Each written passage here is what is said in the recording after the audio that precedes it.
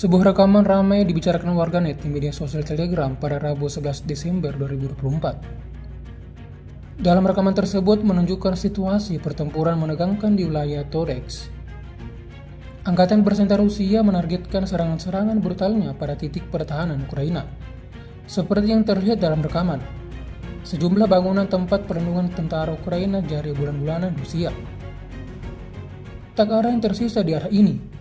Hingga video ini beredar beragam respon dari warganet.